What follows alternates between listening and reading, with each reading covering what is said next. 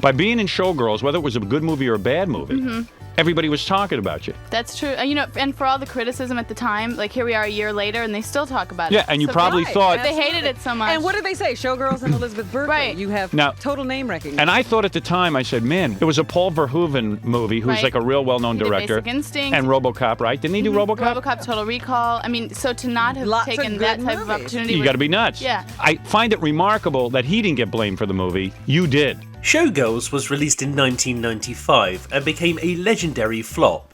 The director, Paul Verhoeven, even picking up his own Razzie Award in person, the first director of note to do so. Thank you very much.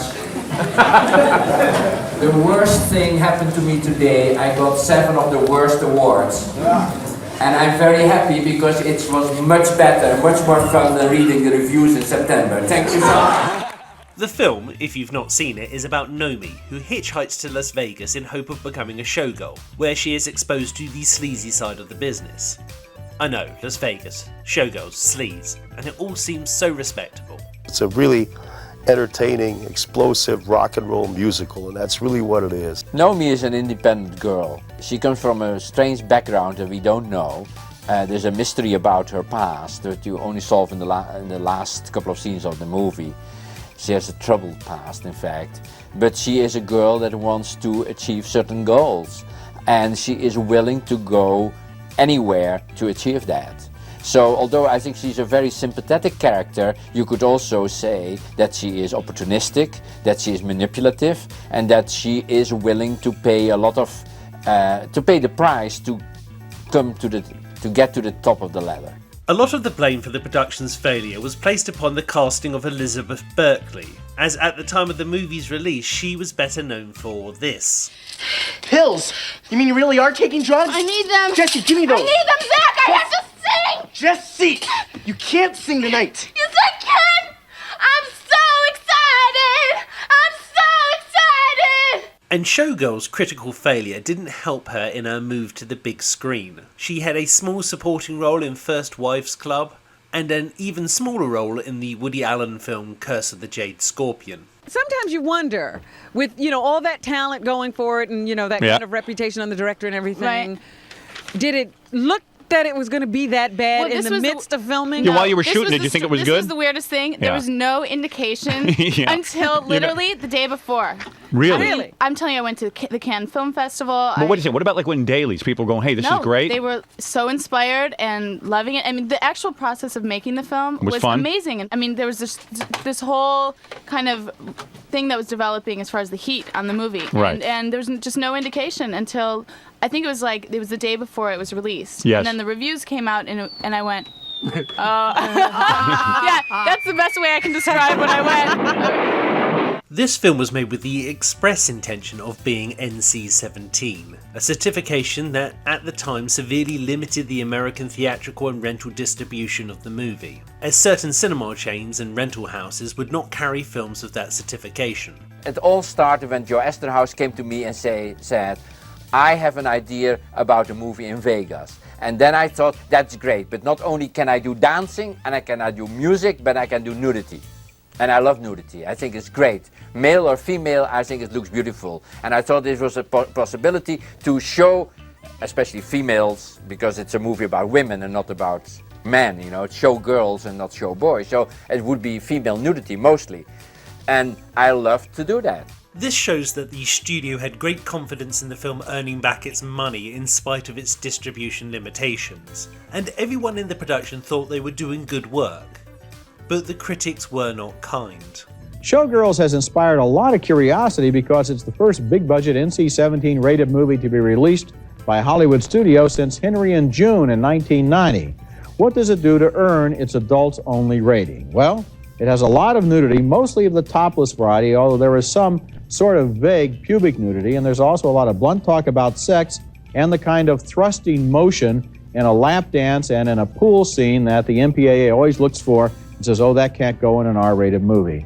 But the plot is just another sleazy soap opera, and in many ways, this movie doesn't go nearly as far as the R-rated Basic Instinct, which was also directed by Paul Verhoeven and written by Joe Eszterhas. And is it that sexy? There's one lap dance where you're just stunned that Elizabeth Berkley can do that with her body, but, I mean, twist around as much as she does, but it's not sexy at all. And she's not sexy. She's hard around the face. I didn't think she was particularly appealing. I thought the other woman was more attractive. Gina Gershon, yes. More attractive. So I don't think they have an attractive star. They don't do anything original in the screenplay at all. I didn't care for the film. In effort to claw some of their investment back, the studio remarketed the film for the midnight movie crowd. And to a degree, it worked. And the film became something of a cult classic, selling out screenings to this very day. It even picked up its defenders over the years, including one Quentin Tarantino. Yeah. But then there's films that are so bad they're great, like Showgirls. I love Showgirls. Showgirls is fucking great. Oh, Showgirls, there's nothing wrong with Showgirls. I can absolutely defend it. I can defend it as an entertainment piece. No, I am not a so bad it's good guy. Okay. I'm not a so bad it's good guy. You are a so bad it's good guy. I'm not a so bad it's good guy. The sex scene in the pool? Okay, that's a little ridiculous, but yes, the sex scene in the pool is a little ridiculous, but actually the fact that it's going for a Hollywood movie that's it's going there was actually interesting to me. But what I really liked her in it, but when she beats the shit out of that guy, that's so fucking cool. In other interviews, which I can only find in print, Tarantino says that he sees Showgirls as a big-budget exploitation film, which is very much his wheelhouse. I have never really been one for so bad they are good movies. In fact, I think very few exist. Mummy Dearest, The Room, and maybe The Beast of Yucca Flats. So I didn't get round to watching Showgirls until about 15 years after its release. And I was quite surprised by it. I've had dog food. You have? Mm-hmm. Long time ago. Doggy chow. Oh, I used to love doggy chow. I used to love doggy chow too. I have never had any taste for Joe Eszterhas's writing, but I've enjoyed Paul Verhoeven's filmmaking in the past. Total Recall is much smarter than your average Arnold Schwarzenegger action film, and it has a layer of wit to it as well.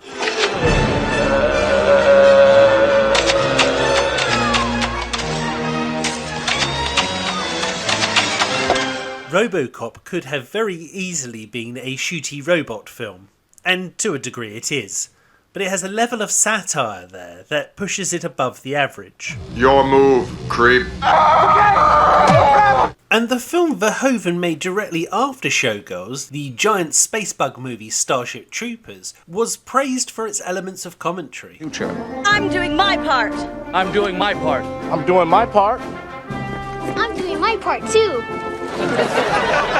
And yet for some reason Showgirls is taken at face value. Nice dress. Thanks. I bought it at Versailles.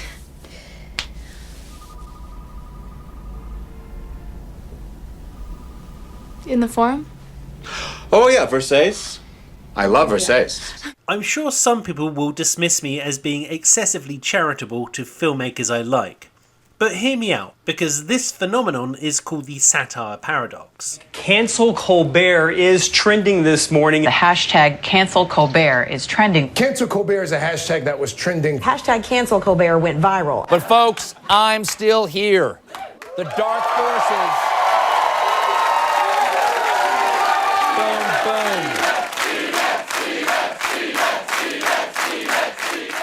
Try and think back to the previous incarnation of Stephen Colbert on the Colbert Report, in which he would mimic right-wing talking points.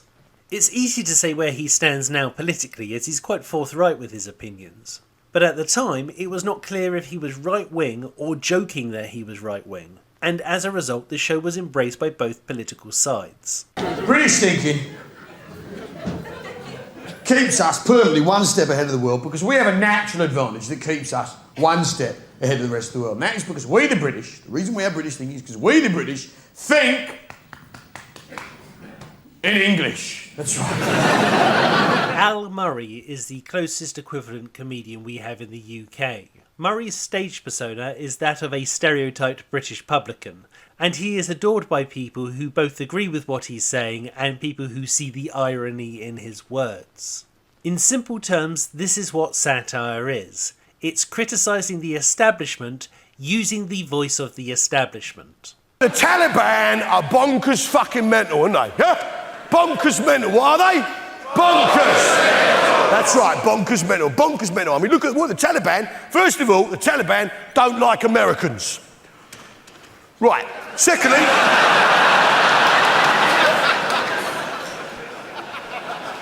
Secondly, the Taliban believe that women should do as what they're told.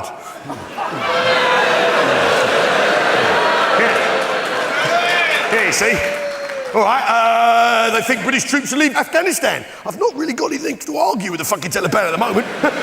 They don't like modern stuff. They don't like fucking technology. They also don't like beer and pork scratchings. They're the fucking enemy. Hunt them down. Destroy them wherever we find them. Satire has to walk the line where you don't know if it's for or against that which it satirises. And I believe Showgirls walks that line of satirising the misogynistic skin flicks so well that people believe it is one. Nice dress. Thanks. It's a Versace. It's Versace. What? Versace. It's pronounced Versace. And when people think they're laughing at this film ironically, they're actually laughing at the jokes. You want to walk down to Sparkle, get something to eat? Where is it? Just down from Versace. Versace. Oh, right. Versace. I don't think that Paul Verhoeven picked up that Razzie Award because he believed he had made a pig's ear of a movie. I think he did it because it's the most interesting thing to do. Accept the fail as though it were a win. And now you think he's ashamed of this work, which you think is serious. Tee-hee-hee. Who is that joke actually on? I am trying to make another short film on 16mm, which always looks lovely but is stupidly expensive. If you would like to help me out with a one-time donation, you can send me some money via Ko-Fi. There is a link in the description if you would be so kind. If you click like on this video, more people will see it. If you think I'm full of hot air, click the thumbs down, that'll show me. I'm Scott Kingsnorth, and I'm making a movie.